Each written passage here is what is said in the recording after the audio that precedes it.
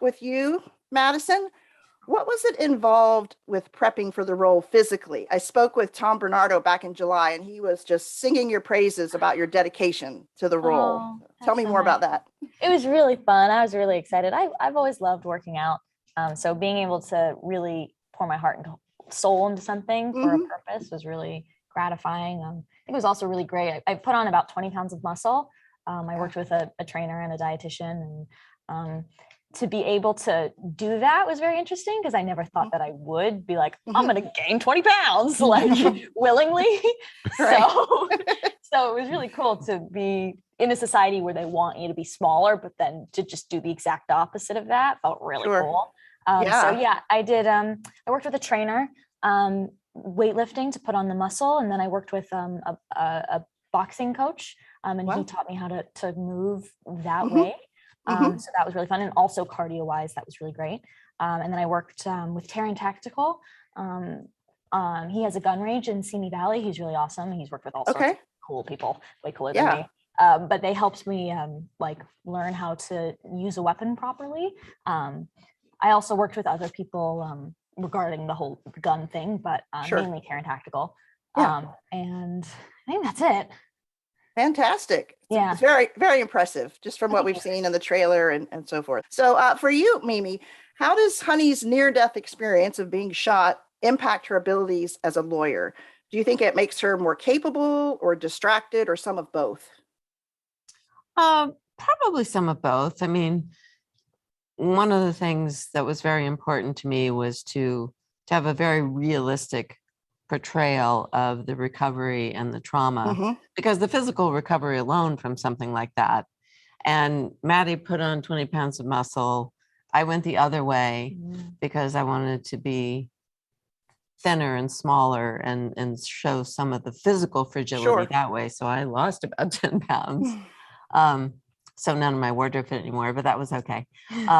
But the other element in her recovery is this kind of overreaching need for justice, Hmm. personal need for justice, but also a focus like it's impossible sort of for her to do the job that she was doing before. Things have gotten narrowed down and Hmm. are very focused and very serious on the idea of working towards bringing about justice. So the Right. pivot to the civil rights direction, working with Martin Rose, her old law professor, Hmm. um, less glitz, less glam, less about the money, more about this quest for justice. And as I think you see early on, she's initially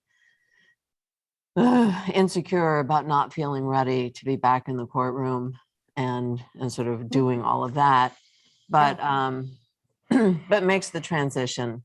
And I Hmm. think in terms of her quest to find justice for people who really need it and might not get it, her abilities are even more honed.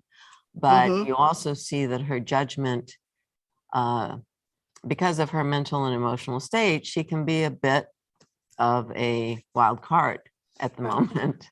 Yeah. And Okay. yeah. Be very interesting. Very interesting. Well, Titus, I want to preface this question. I mean this in the most complimentary way. I want to know, what is it like sharing the screen with a scene stealer like Stephen Chang? Oh, he's a blast. Yeah. He's so He's a good. blast to He's so work with. And you fun. know what? The thing that makes it fun is that those scenes are, I find them extremely funny. Yeah. But I have and I've always thought that, I mean, Bosch is not a humorless character, No, right. but but I have to play the straight man Yeah. to Steven. And, we'd never worked together before. We didn't know Okay. each other. We didn't get to meet. We literally came together the first night, Wow. met, and we're shooting that first scene where you see them together. I adore him. He's a really wonderful actor, and those scenes are really well written. But we seem to always find a way, because we have our own banter as Stephen and Titus. We Sure. sort of torment each other, Mhm. And so there's a quality that sort of exists that I think kind of comes from our personal relationship in those things. And he's basically, Q has James Bond, Harry Bosch has Mo. And Yeah. and what's kind of lovely is that Harry has absolutely zero, no expertise in technology whatsoever. He hates it, and Mo always speaks to him as if he knows. understands exactly what he's talking about. Yeah, And you yeah. see Harry just looking at him with this kind of vacant stare, and he's always giving him gadgets and saying, you just do this and you have to do that. And Harry's frustrated, but what they have, their common bond, is their passion and their love and their encyclopedic knowledge of jazz. Mhm. Yes. So that brings it. And Mo is he's a hipster, and Harry's not a hipster. So he doesn't seem to be the kind of guy that Harry would gravitate towards. But we see the evolution of that relationship of mutual respect, and kind of they genuinely like each other. So that by the time we get to the middle of the season, we see them really working well together. But those scenes are hilarious, and Yes. probably the most takes that I do ever in any scene, because we tend to kind of crack up. Okay. I can imagine. Well, two different characters but definitely two very cool cats. Well, on a much lighter note, I just wanted to point out that I think the handwritten nameplate on his office is perfection. I don't know whose idea that was, but it's just perfect. We laughed about that. Tom Bernardo and I wrote that out. They had fabricated a little placard to go there.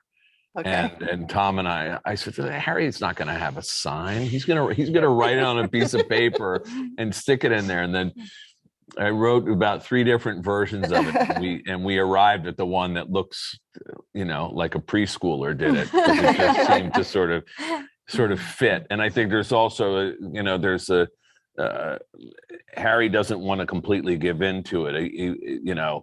There's a permanence by having an actual sign there, and we considered the old throwback to the thing of having, a frosted glass window with someone removing and putting the new letters, Bosch Investigations. And we thought, that would be cool, but that's too tropey for us.